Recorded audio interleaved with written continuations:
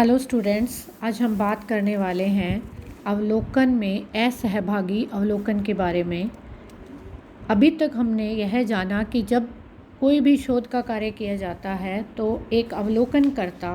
अवलोकन के माध्यम से तथ्यों का संकलन करता है, जिसमें प्रथम भाग के रूप में हमने सहभागी अवलोकन की चर्चा की थी। दूसरा भाग इसका असहभागी अवलोकन कहलाता है, जिसका कि अर्थ इस प्रकार से लिया जाता है: जब कोई अवलोकनकर्ता किसी समूह के जीवन में भाग लिए बिना ही उस समूह की क्रियाओं से अलग रहकर एक तटस्थ वैज्ञानिक की तरह से तथ्यों का एकत्रीकरण करता है, तो यह प्रक्रिया असहभागी अवलोकन की कहलाती है। इस तरह से एक अवलोकनकर्ता किसी भी समूह या समुदाय में लंबे समय तक निवास नहीं करता है। वह अपरिचित और मौन दर्शक के रूप में उस समुदाय या समूह में रहता है और उनकी क्रियाओं में भाग लेता है।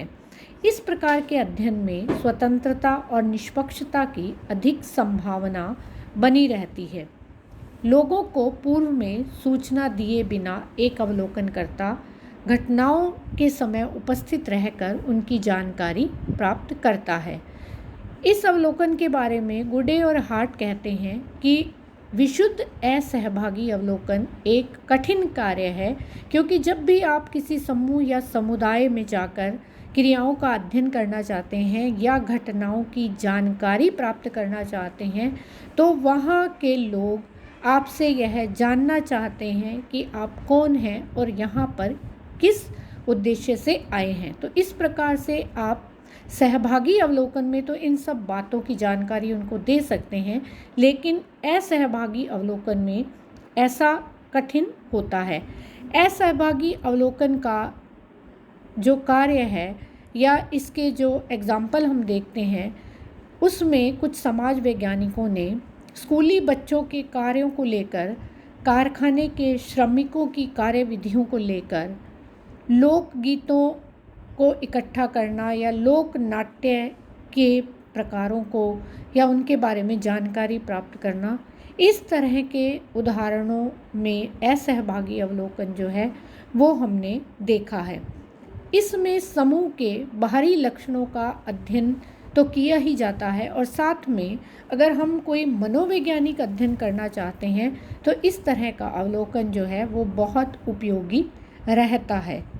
क्योंकि इसमें ऑब्जेक्टिविटी की संभावना रहती है। अर्थात अवलोकनकर्ता किसी प्रकार के पक्षपात को लेकर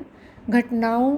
के बारे में जानकारी प्राप्त नहीं करता, वो जैसी हैं यथार्थता में उनका एकत्रीकरण किया जाता है। तो इसलिए उन तथ्यों की विश्वसनीयता अधिक मानी जाती है और अवलोकनकर्ता को अधिक सहयोग मिलता है। यह विधि कम खर्चीली मानी जाती है, विस्तृत रूप से घटनाओं या तथ्यों की जानकारी प्राप्त की जाती है,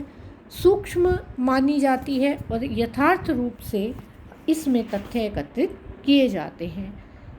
हालांकि इस विधि के कई दोष भी बताए गए हैं, और सबसे बड़ा दोष जो है वो ये बताया जाता है कि यह विस्तृत रूप से सूचनाओं को एकत्रित नहीं कर पाती है, क्योंकि अवलोकनकर्ता एक समूह के अंदर अपनी जानकारी नहीं देता है। यहाँ पर अध्ययनकर्ता का अपना दृष्टिकोण जो है वो महत्वपूर्ण हो जाता है कि वो किस दृष्टिकोण से उस घटना को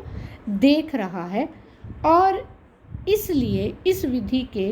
दोषों के रूप में इसको देखा जाता है। इस प्रकार से हम देखते हैं कि सहभागी अवलोकन और असहभागी अवलोकन दोनों ही अपनी अपनी जगह महत्वपूर्ण हैं, लेकिन फिर भी इनमें कुछ अंतर आवश्यक रूप से पाए जाते हैं। जैसे कि सहभागी अवलोकन के अंतर्गत अधिक सहभागिता अवलोकनकर्ता की रहती है, वह वहाँ पर उपस्थित रहता है, तो इसलिए सूक्ष्म और गहन अध्ययन कर सकता है। समूह के व्यवहार का वो अच्छी तरह से अवलोकन करता है, क्योंकि वो वहाँ पर अपने आप को उनके सदस्य के रूप में प्रोजेक्ट करता है, बताता है कि मैं कोई बाहरी व्यक्ति नहीं हूँ, आपके साथ रहकर काम करना चाहता हूँ। जबकि असहभागी अवलोकन में वह बाहरी व्यक्ति के रूप में उपस्थित रहता है, तो तो वहाँ पर कार्य के अवसर जो हैं वो अवलोकन के अवसर सीमित हो जाते हैं, जबकि सहभागी अवलोकन में किसी भी घटना की सत्यता की जांच वो वहाँ पर कर सकता है। इस प्रकार कम अध्ययन यंत्रों के प्रयोग से भी वो अपने तथ्यों का एकत्रीकरण कर लेता है और यहाँ पर किसी भी अवलोकनकर्ता को कुशलता या प्रशिक्षण की आवश्यकता होती है कि वे किन घटनाओं के बारे में जानकारी प्राप्त करे और किन घटनाओं को छोड़ दे, जबकि असहभागी अवलोकन में एक सामान्य प्रशिक्षण से ही उसका कार्य चल जाता है। तो इस प्रकार से हम देखते हैं कि सहभागी और असहभागी अवलोकन में अंतर पाए जाते हैं। जब हम अवलोकन के इन दोनों भागों की चर्चा कर लेते हैं तो हम तीसरे भाग की तरफ बढ़ते हैं, जिसको अर्ध सहभागी अवलोकन का नाम दिया गया है। और जैसा कि गुडे और हार्ट कहते हैं कि इसको एक मध्यवर्ती मार्ग के रूप में स्वीकार किया गया है, क्योंकि ना तो पूर्णतः सहभागी और ना ही पूर्णतः असहभागी अवलोकन संभव हो पाता है। इसलिए व्यक्ति को इन दोनों में से किसी एक की बजाय ऐसा मार्ग चुनना चाहिए जिसमें दोनों के गुणों का समावेश हो, यानी कि सहभागी और असहभागी दोनों के गुण उसमें शामिल हो। अर्ध सहभागी अवलोकन में एक अध्ययनकर्ता या एक अवलोकनकर्ता समूह के दैनिक कार्यों में सहभागी तो बना ही रहता है, लेकिन किसी विशेष उत्सव, घटना, क्रिया या समारोह में वह दूर बैठकर उस घटना का अध्ययन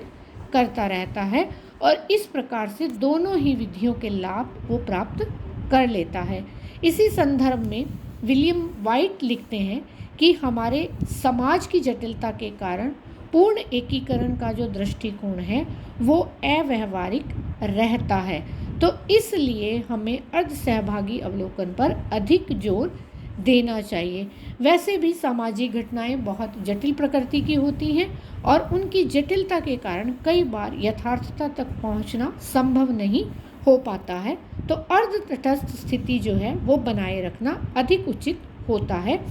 और जिससे कि समूह या समुदाय को यह समझाया जा सके कि किस उद्देश्य से यह अध्ययन किया जा रहा है। इस अध्ययन विधि का उपयोग लीपले आदि समाज वैज्ञानिकों ने बहुतायत से किया है, जहाँ पर वे किसी भी समूह के विशिष्ट व्यवहारों और सांस्कृतिक जीवन का अध्ययन करते हैं।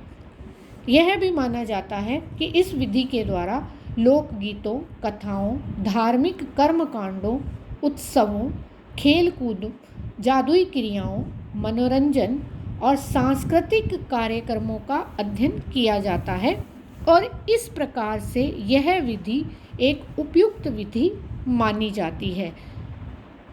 तो